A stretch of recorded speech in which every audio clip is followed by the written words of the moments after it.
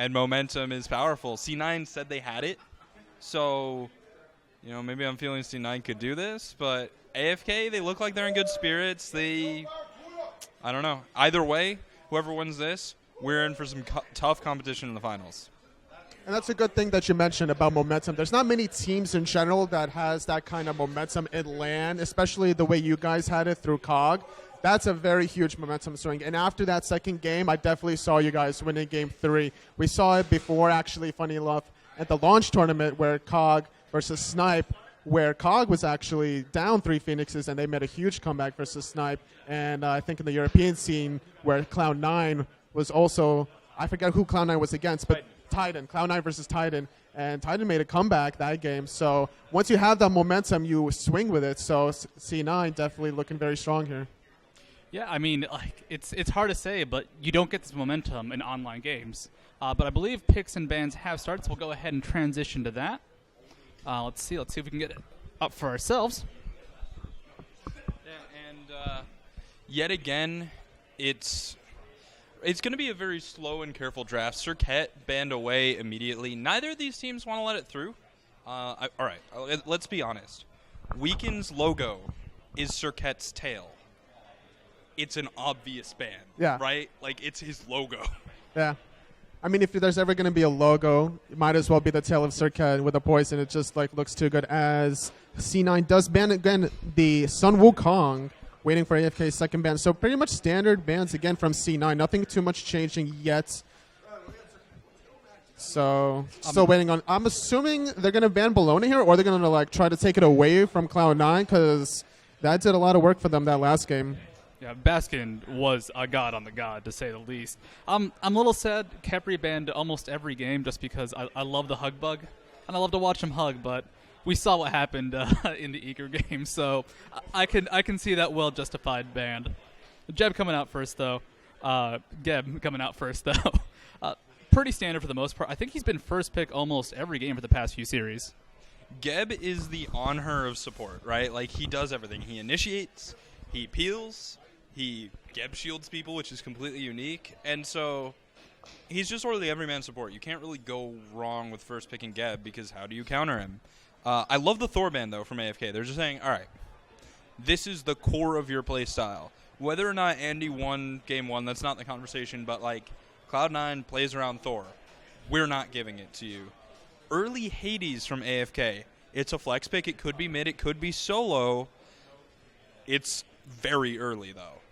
And that's a good point that you mentioned earlier about banning Thor away from Andinster. That is definitely a comfort pick for him. He has a lot of experience with that god, a lot of playtime with him in Worlds. And yet again, they're going for safe picks with the Geb, and like you mentioned, the flex pick with the Hades. As we're waiting for more picks from Cloud9, they're hovering over the Janus. And then Awilix, surprisingly enough, we'll see if that actually gets locked in or not. And if that is an Awilix locked in, most likely going to go to Andinster. I highly doubt Baskin will play this unless we'll see some aggressive 1v1 matchup in Baskin versus Cyclonespin. All right, Awilix, not the most common pick. When do you see her in action? What do you want her to do on a team? So Awilix is about two things. She's about the early game, and she's about the ultimate. Now, her ultimate will counter Hades. It also counters most hunters, notably not Xbalanque, because Xbalanque is CC immune during his dash. And AFK is going to lock that in and get the ultimate. But not only that, Awilix can pull off of Geb's Shockwave, 15-second cooldown, so that can give Andinster a lot of options. The issue with Awilix is her team fights are, at best, very difficult to play because you're squishy, you have sort of bursty damage, and you have to try and find a way to get in, get out, and not die. And, you're bursting for about 1,000, maybe 1,200, but it's not like Najah, who could just ult someone for their entire health bar. So very difficult to play in team fights. Look for Andinster to try and control the early game. Yeah, so we see Hercules being banned away from AFK and picking Bellona. This is definitely targeted towards Baskin, I feel, in this regard. So we'll see how AFK transitions this into the solo game here. I'm assuming that might actually be Athena jungle again. We'll see what this last pick is. Very curious out of AFK as we're waiting for the 4th and 5th pick from C9 here. The overall looking like a good snipe for the Bellona. We saw that do work game 1. Just going to deny that from Baskin, and I really like AFK kind of taking a different pace. We said it before, if they have secrets, now's the time to go ahead and adjust. But Cloud9, they're also kind of going all over the place, just really changing up every pick from last game, except the Geb. So Cupid Fenrir was actually played Season 1.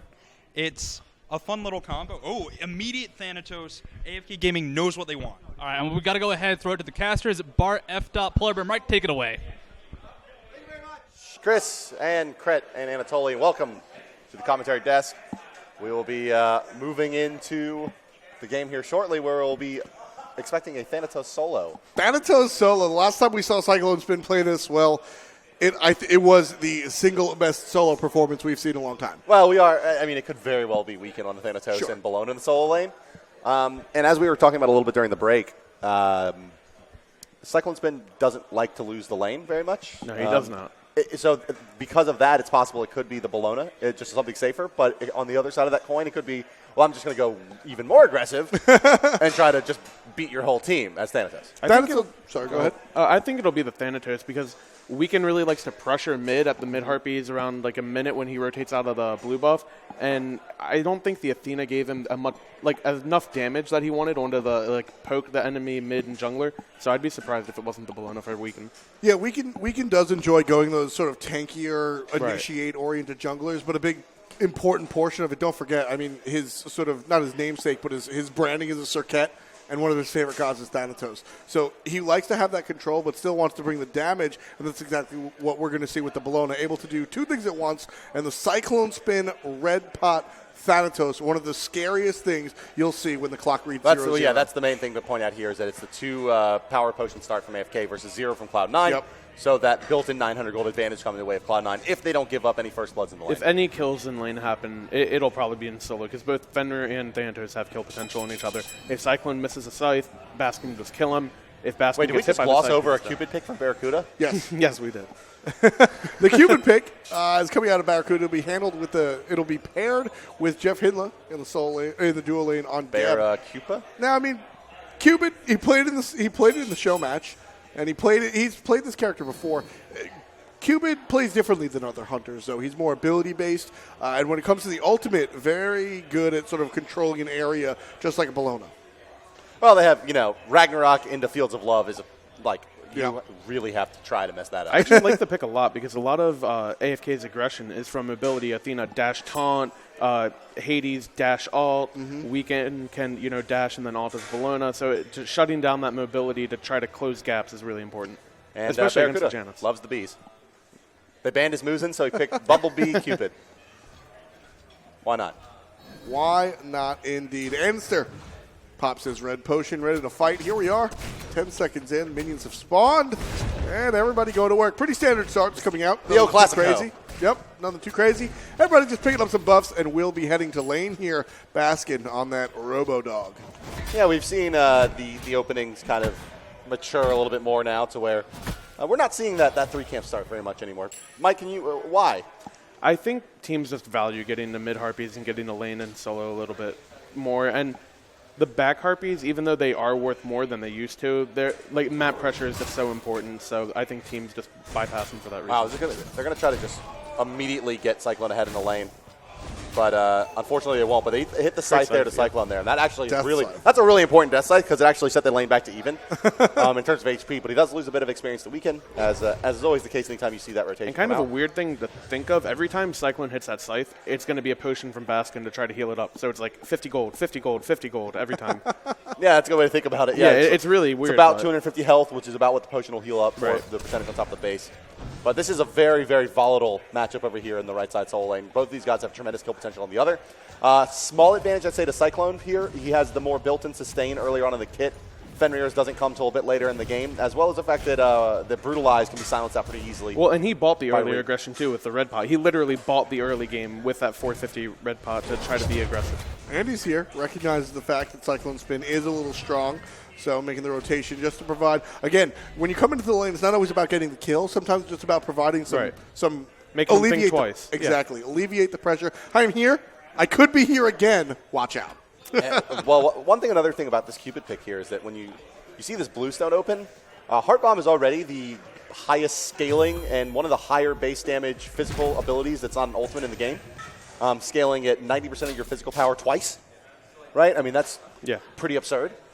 Base damage also quite high on this ability as well. So with the Bluestone Pendant, there's a tremendous amount of kill potential with a single Heart Bomb onto Allied before about level 6 or 7 when he has 1,000 HP. It's pretty dangerous in the lane right now. Incon on this Athena, a little bit more standard, and I think Incon will have a much higher impact this game with the Athena, able to just set more up rather than the Kumba that we saw last game. That didn't really come to fruition. Yeah, I agree. Incon's Athena is probably his best god by far. It's very scary to go up against. Mike, why have we seen blinks, loadout blinks, become less popular in lieu of rank 1 boots on supports? You know, in this matchup, I'm actually not too sure why they didn't go Blink because, you know, a Blink taunt could actually give you a lot of pressure against a Cupid Geb. I guess people just want to build into boots, especially. Likewise, I mean, it seems like if you get the Heart Bomb and you have a guaranteed stun, right. get blinked forward and help secure additional damage. Well, for Jeff specifically, Jeff really likes Traveler Shoes, and if you can build into those quicker, you get a little bit more gold online. And now that Mail of Renewal is a thing, you kind of need 3 core items instead of the normal Salve Heart Ward. Look at this play in the mid lane. So they're freezing the lane, which is something we see a lot go on in the duo lane. A little bit more rare to see this happen in the mid lane, but Cloud9 so scared. The second that AFK inched up a little bit, MLC dropped a threshold, dropped a portal, ran all the way behind the tower. That's Hades. That's the Hades. I mean, if Bellona gets that stun and Hades follows it up with the silence, they have a lot of options there. They can use the Pillar of Agony, but it's very likely they find a kill without it, given just the base damage out of Hades. Andy looking for another gank when Cyclone. No wards here this time. Andy walked over a lot of wards last go around. The thing is here is with this burst combination out of Cloud9, it's very unlikely that Cyclonespin will actually successfully make it into his ultimate in time. There's the Athena. ultimate's going to come down. Can Cyclonespin hit the site and stay alive? They'll try for the ultimate. And like I said, won't get it in time. Will the follow-up be there? Yes! Here comes Weekend and Incon. They don't get it up. They do! They do! And the portal from Janus is not going to be in time. Baskin will try to chase them off. But AFK will respect Janus rotation. It's a 1-for-1 trade. Cyclone made most of the way through that red pod, had about maybe another 40 seconds on it, maximum, depending on when he popped it. Not a huge loss for them, and they get the return kill, most importantly. It's a 1-for-1 trade. But First Blood goes the way of Cloud9 with the, with the Fenrir combination with Awilix. I think the main reason that you could say that trade went in favor of C9 is because Incon ended up having to take that kill. So killing the support, not as great as a kill on a red Bellona. Huge rotation over to AFK. You've got 3 people on the right side of the map, plus Cyclone out of it. That means Cloud9 can go ahead and pick up this Gold Fury pretty much no problem. Allied's going to sniff it out and show his face, but just a little show up from one single member of Cloud9. Andy is all the team needs to push him away. I think that's actually a pretty important moment in the game right there. 2 things happen. Not only is it Cloud9 that aggresses to the far right side, it's the fact that they successfully get the first blood on the right side of the map. AFK doesn't punish by taking objectives on the left. They try to respond to it. They rotated too late by the time Cloud9 started taking the Gold Fury. So it was really a little bit bigger than just they get the free Gold Fury. It was they got AFK really just guessing and trying to catch up. Exactly. And really just outthought them there. And Cyclone actually rotated over to the Gold Fury for nothing and lost a ton of farm in solo. Incon gets to clean it up, which That's I'm right. sure he's loving right now. Well, they had JeffHindla in execute range, and he tries to go Right. and pick it up with Sent to Death, but it looks like they're going to transition Cyclone into kind of roaming jungler for now, as Athena was soaking up in the soul lane. He'll try to make his way back over now, but certainly not the efficiency you're hoping for. Yeah. And he's only, about 100 gold behind Baskin. Hindla's going to go ahead, blink in, but the ultimate will miss. Quick dash out of MLC stealth. Nice reaction time out of the mid laner. That's the difference between, LAN and just playing normally. Got to respect that reaction time on the 0 ping here. Big difference. Yeah. Pretty sure Adonis is just talking trash to you in the mic, in the mic, Mike. What is I can't even I don't know. hear I can't hear him, but. Oh, okay. He said at least he didn't ult a buff, Mike. Oh, at least that purple buff got destroyed. I don't care what. If someone had blinked in right then, it would have been really cool. That was the last time you played a competitive game, Kenny. Instant double now is Baskin in the right. Yeah, no, in some dead is Baskin. Ooh. 3-man rotation successfully. And gets that's that kill. the normal AFK play. Last game we saw C9 pressuring the solo lane a lot. Now you see Incon come over and gank for Cyclone. That's the normal AFK plays. Get Cyclone ahead. Yeah. Let him get farmed. Let him carry. That's a good look for AFK. Even giving up the first blood, this looks much more like a comfortable AFK game. Right, yeah. Game 1, if you put a different name on these players in at the top of the screen, I would have believed you. Just didn't seem like what AFK does. This game around, as said, even giving up the first blood, the return kill is very like them. This play over here in the solo is very like them. Yeah. Cloud9 still has about a 400, 500 gold lead going into this because of the Gold Fury in the first blood, but AFK look a little bit more comfortable, and I expect this one to be a little bit have a little bit more And competition. that's AFK's thing. Usually they have this like aura about them where if you step too close, we are going to fight you and you are going to die. And last game we didn't see that. It's actually, this gold lead is actually a little bit more substantial than it looks like here, right? Because you got to remember the 2 pots. AFK didn't win the lanes with those pot investments. That's 900 gold also, in addition to the 600 that Cloud9 is ahead. But also credit to AFK for keeping it close. JeffHindla in a bit of trouble here as Pillar of Agony was used. And yeah, that's one's going to go to the credit of Cyclonespin as he silences out any chance out of roll out of the Geb. The blink was used there as well if by Jeff Thanatos. could have ulted like he did just like a second earlier, he actually might have gotten out because he got a little bit of immunity from the Hades ult. And now going to pressure into the tier 1 here as AFK. They'll force out the beads out of Andy. They're not going to get a lot of tower damage out of this. Rank 1 beads, that's a huge trade for AFK. Well, that's what I want to point out as well is when that 3-man rotation happened on the solo lane, it took Cyclonespin baiting with his rank 1 beads as well. Right. So it's been about a minute and a half since then. And that's maybe why that mid lane initiation going so successfully there is very, very important, is that he picks up and uses a blink 1. And if that goes bad, then he's dead, no beads, and even further behind. And Thanatos, one of the worst gods that has any carry potential at all in the game from behind.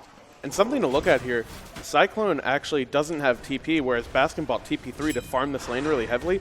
And Cyclone's been, on mid and duo side like the last 3 minutes, and he's only 100 gold, 150 gold behind Baskin, so that's huge for AFK. Cyclonespin, as you said, Bart, has sort of rotated. He's not the solo laner anymore. The solo lane role is being shared by AFK in this game. They actually did like role swap. They put TP in solo right now. This is a kill. He's way too far forward. Cyclone.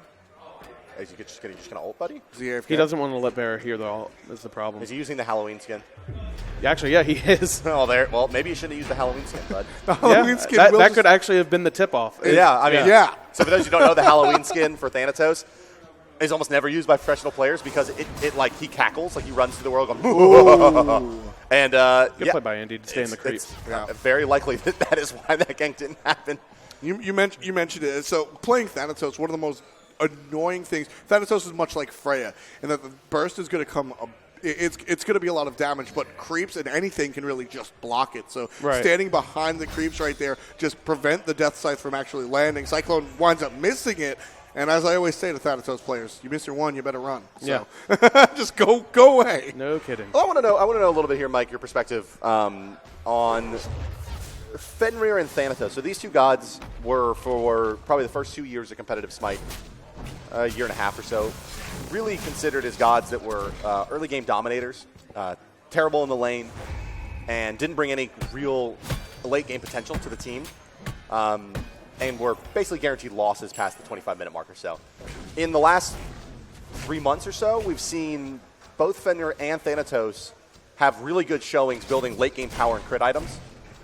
Fenrir, there you have the steroid and the life steal, but Thanatos as well. Can you just talk a little bit about how these gods' itemization? It's almost like happen? Going from season 1, like the god pools of the junglers and soul laners have switched, because it used to be your soul laner is that tanky frontliner, and now you're seeing people like Weekend play Athena, play Bellona. They're the frontliner. They're giving up the farm in the jungle, even though they have Bumbas. They get a little less XP. You put that farm onto a hyper carry, and you just go with it. 3-1 for AFK now. And also with the changes, a couple patches ago, with back harpy spawning more frequently and all of that, you can get more farm onto those early mid-game gods, and then all of a sudden they don't start falling off because of how many items you get online. And Cyclone actually going into a Heartseeker. Is he really? Yeah, he is. Oh my goodness. We saw this. It's hard not to love the kid. We saw this last time around, and of course he was miles ahead at that point because it was a much different game, but. Heartseeker, it is a snowball item. It very much is so. And Thanatos, for what it's worth, is a high kill character. Now it's up to Cyclonespin to, not let people hear his god cackle in the middle of the jungle. But if he gets those kills online, the Heartseeker is going to help a lot. First off, he should have used Arc on Thanatos. Everyone knows that. Heartseeker. So Heartseeker it's in a very, very risky spot at the moment in terms of game balance. You only get stacks for kills. You lose half of those, rounding up, thankfully at least, for deaths. But similar to the position that Doomore was in, the item had its price reduced so much that essentially 2 stacks pretty much makes it more than efficient in terms of a damage item. The problem is that not above 2 stacks makes it not a great item in one of your 6 slots, right? So even though it's really good for the cost at just a little bit of momentum, it really only shines when you're really making use of that slot and getting at least 30 or 40 power out of it. I think that's why you see Cyclone go it, because Thanatos isn't a god that needs attack speed or needs crit or needs all these multiplicative items. He just wants power, and it's a very power-efficient item for the gold it costs. Normally we see full cooldown reduction. Right, other side, right, Jotun's Wrath. Yep. I'd expect like a Jotun's Wrath, maybe something like a Brawler's for more flat pen, Titan's Bane, that sort of stuff. It's a strange character, right? Because you overcap flat pen really, really fast on this character as well. So itemization on Thanatos is there's definitely a lot of room to kind of give it your own flavor, your own style. Yeah. As we're mentioning here, right? Basically, he has built-in pen in his kit. It's a really big amount. So only like more than one pen item is going to overcap you by the time you max it out. Jotun's Wrath, the 11 penetration on Jotun's Wrath is all you need. As we see 35 penetration, the penetration Well, cap. even then, sometimes it's worth it, because sometimes you want your 2 for your escape, because Thanatos doesn't have a dash or jump or anything like that. So if you ult in, sometimes it's better to have that pen. You ult, you scythe, you don't want a 2 between that, because then the stun comes off, you risk missing the scythe. There's a bunch of weird... We're going to have a fight on the left side. BaRRaCCuDDa taunted. He's going to drop Fields of Love, takes a ton of damage, but now he's going to try to heal himself back up, re-engaging his Incon. Janus Ultimate hits Allied, and here comes the rest of the team. Will Jeff move forward? He won't, and that Janus rotation a little bit off the mark, even though the ultimate does clip the Hunter. Cloud9 not able to capitalize off of that, but now find themselves in a great position for a Gold Fury contest, or perhaps a mid lane gank, as it looks like they'll shade their way back over there. And no, they'll split up and go back to farming. The lanes just being stubborn and not breaking this time around, 13 minutes in. That was a really important ultimate by Stealth, because he made AFK kind of fall back a little bit, because you don't know how many people are coming through this portal, so that was huge. And the fact that it hit Allied was just very serendipitous, right? Yeah. You can't plan that. That's not the intent, but, well, it hit Allied. They're not going to chase it. You're always trying to, yeah, but exactly. It's low percentage. You can't count on it, right? Nice to have. Cyclone's been quiet for the last couple minutes. I mean, he really doesn't want to get into the sit-in lane and farm game against Fenrir. He's roaming. And this is good, because one of the reasons that I'm not a fan of the Thanatos or the Thor in the soul lane, because they don't get to utilize their movement as much. Here we actually get to see it. Smart move by AFK to be able to utilize the characters. And they're going to go ahead and get aggressive. Going nice into Cloud9's jungle. Kiki is going to drop the ultimate. Jeff trying to get out. Scythe already used, so no silence available. Dead. Hovering in the air. Is he going to go in? No execute threshold, so he's going to have to find someplace else to go. All by himself. Wow, did he pull him out of death from below there? No, they had the knockup. Yeah. Now lean back over, ultimate active. Andinster does so much damage right away. They're quite low on the backside of his ally as well. Baskin wants to take one. He will get it as well. The port through from MLC Stealth, and they want more. Weaken, the next target on the list. Brutalize will be back up in 3 seconds. 2, 1. Doesn't matter. Over the top comes BaRRaCCuDDa's ultimate. Great placement there. Great communication. They walk that one down. They get a bunch of return kills and a Gold Fury out of that aggression from Cloud9. Andy with the knock-up through the wall, blind. I mean... Wow. And that was all possible because Jeff immuned the Hades ult with his ult last second to get out of it. Kiki tried to push up a little bit, got greedy for the kill, tried to get him in execute range for Cyclone's ult. Didn't happen, and then Andy took advantage of it. That fight goes very, very differently if they do another about 400 damage to Geb there. Yeah, absolutely. Thanatos, if he gets the execute there, he can start turning that around, and he's able to silence out that Awilix ultimate. Once you get the pull, they silence it, and they're able to turn there, potentially find something with Cloud9, stifling AFK Gaming 4-3 now, and taking another advantage here in game number 2, 4K gold. 3,500 experience, and this is game number 2 of a best of 3. Cloud9 needs to just win this one to move on to the finals versus Eager. I'm still impressed by the play by Andy. That was incredible. He got the knockup from Awilix's 3. Can we take a look at it? It only works if you hit the opponent on the backside. So Moonlight Charge, the character can't be facing you. So he throws it through the wall blindly, only directed by maybe communication from his teammate. Yeah. Not only does he hit the character, but he hits it on such an angle that it hits the backside, gets the knockup, look at that archer confirms wave, man. the kill. That's a lot of archers. Wow. That's a lot of archers right there. That's scary. No, there's not. That's a dream when you kill all those. Yeah, exactly. That's a dream. Yeah, once you have the 270 base damage on one of your abilities and you just see all those archers, you know they're all going to die. You hear the gold noise. Ching, ching. A lot of fun to clear that. Allied pushing this lane. No What's kills this build yet. up from Weekend? And also going back to that last fight, that was really weird by AFK because Incon actually started that fight with a double taunt off his blink, and he got 2 beads off that, and then they didn't fall back and wait for his taunt cooldown. They kept chasing, and they paid for it. Why is AFK playing so greedy? Like Thanatos Heartseeker, sure. I mean, it makes some sense as a greedy god, but look at the build up from Weekend here. Executioner into another attack speed item that's not an Iqval. Going for heavy damage. I actually would have really liked to see Weekend go for a Frostbound instead of that Executioner. His ability to lock down people is probably more important than his early game damage. But what is he building now?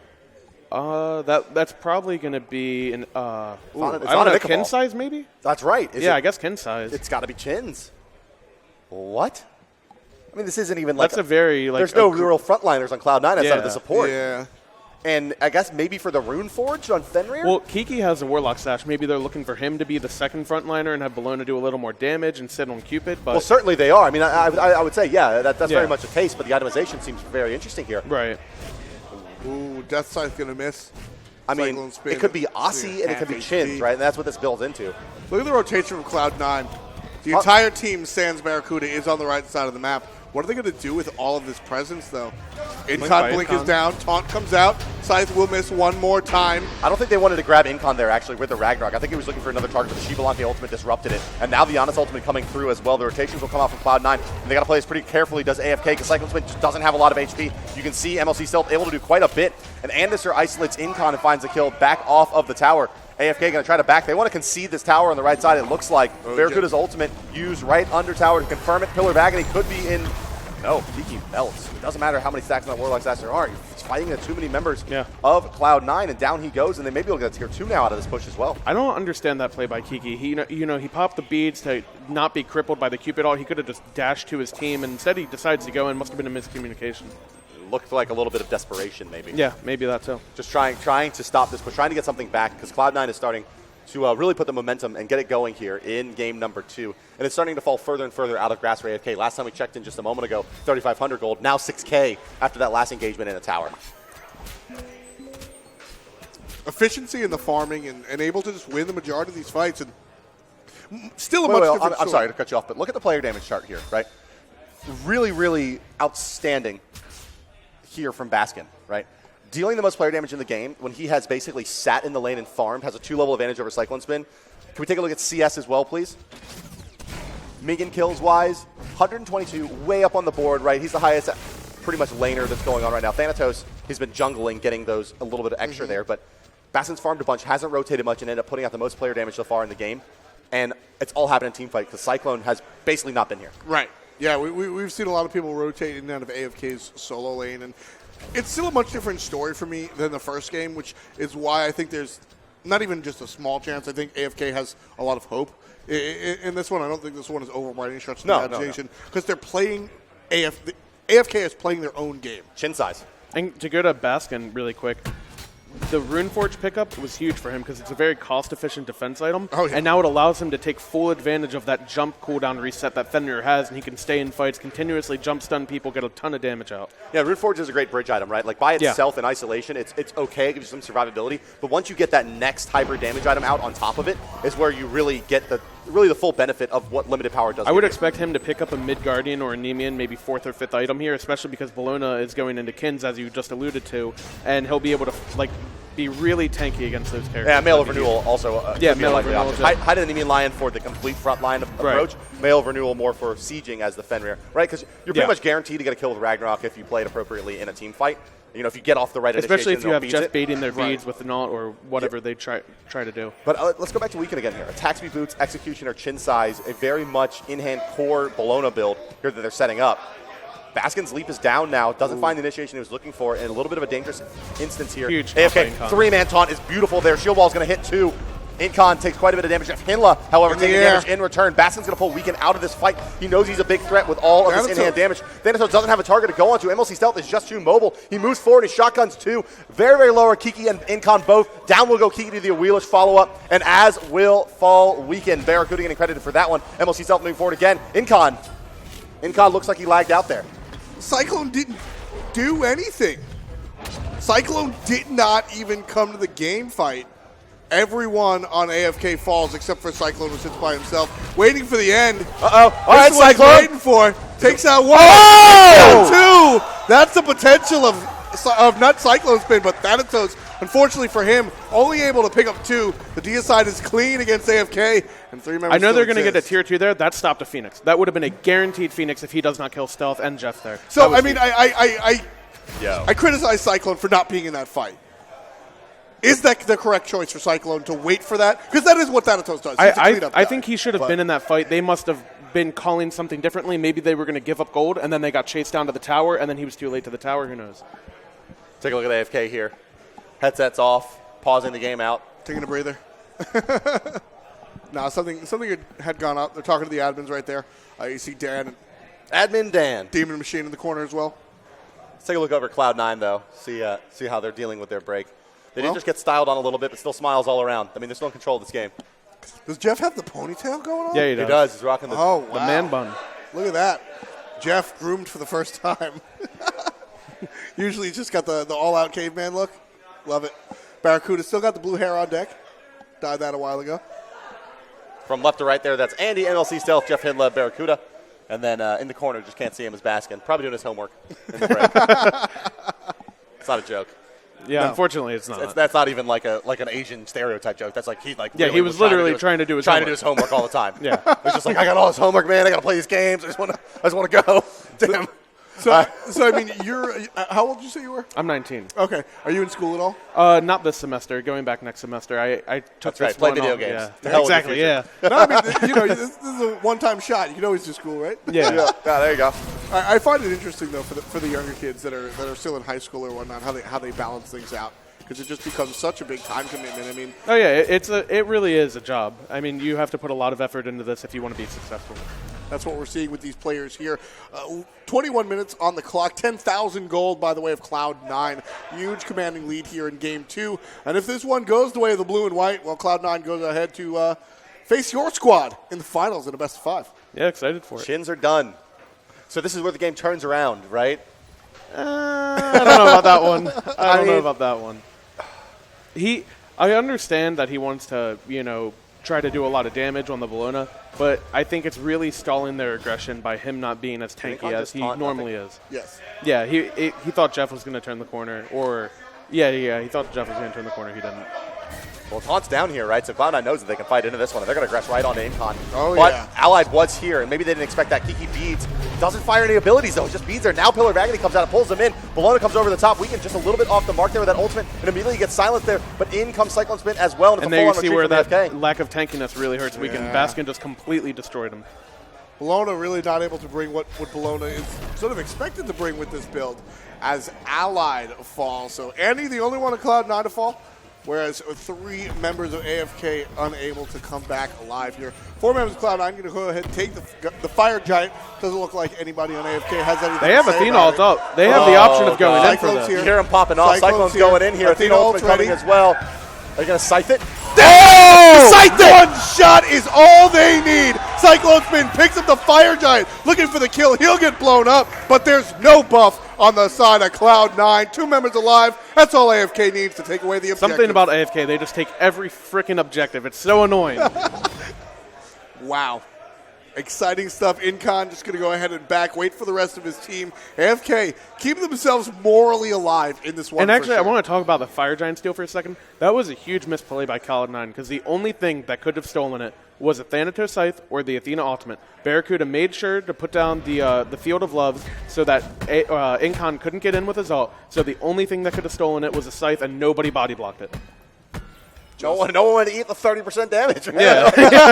Yeah. Right I mean, down it's the easier middle. said than done, but that is Of the play course. that needs to happen. Right, just right down the middle. Scythe Right. comes through, takes it away. And as I said, sure, yeah, Cloud9 gets that Fire Giant, a whole bunch of structures fall. Right. But also, I mean, You got mentally. Nemean and like Runeforge.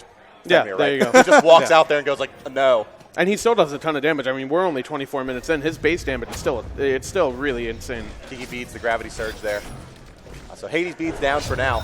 So what's the mindset of AFK like now? Down 10K with a Fire Giant steal behind them. I don't think they can flip the aggression yet. The mindset is really just stall, get more farm onto your Bellona, more farm onto your Xbalanque mainly because, Allied isn't even close to full build yet. If you get him with actives, you get his crit rolling, that'll be huge for AFK. It seems like AFK's had a little bit of trouble finding like the right initiations. Right. And being able to follow them up effectively. I think a lot of that is due to Jeff's positioning. As you just saw there, being able to shield the taunt, it was a great initiation by Incon. but- Shell down for Cloud9. Yeah. That's a big part of their initiation. So with that gone, AFK might be able to sniff something out. Like we're still really waiting for that like Hades ultimate with the Bellona ultimate to lock him in into Right. the Thanatos ultimate finding 2 and really winning a fight. Like they haven't gotten that big team synergy together yet. Not to mention the Xbalanque ultimate. Naturally, you want to group up when that Xbalanque ultimate comes out and see your teammates and know where And they I are. love how Cyclone is positioned here, making sure that he gives C9 the back of their head. They know he's behind Oh, he him. blinks in. He blinks There it in. is. The initiator is Thanatos, and here we go. Fields of Love are down. And that's that. But now in comes Baskin, finds one with Ragnarok. That's a kill, and Weekend does not tank at all. maybe the game here. Honestly, like the this. pull on to Kiki. He's going to get stuck, Bad not even fight. able to channel the ultimate. Cloud9 has already taken down 2 members of AFK. Cyclonespin forced back into the base already. Allied and Incon very low and not really here. They're going to concede this middle Phoenix, allow Cloud9 to pick up this structure at the very least. Cloud9 will head to the left-hand side, and with Kiki spawning in about 10 seconds, that might be where they make their defense. We can finally get in a little bit of defense, but it might just be too late. too little, too late. Going into a girdle, we can actually just got a full girdle, I think. Can we go back to that? Yes, Girdle of Support. This is a rarely bought item. I actually really like this item. Maybe not in this particular moment for the team down 14,000 gold. But what Girdle will do, Girdle of Support, it's just going to basically boost all the damage output from everybody in. So the idea is initiate, Girdle means go, hit all the buttons, do all the things. But as I said, down 14,000 gold, not going to really... It's a weird pickup, but I kind of like the thought process. He sees that, his team's behind. They don't have as much damage as they would like to, especially when they're Hunter. You see Incon actually have the same thought process. He gets a Soul Reaver, and they're just looking to get a little more damage. Trolling. Yeah. I don't know. Are they? Maybe. Yeah, because Kiki bought a fist. Okay, never mind. They're trolling. Yeah, that's a complete troll. That's hilarious. That's my type of game. Fist of the Trolls from KikiSoCheeky.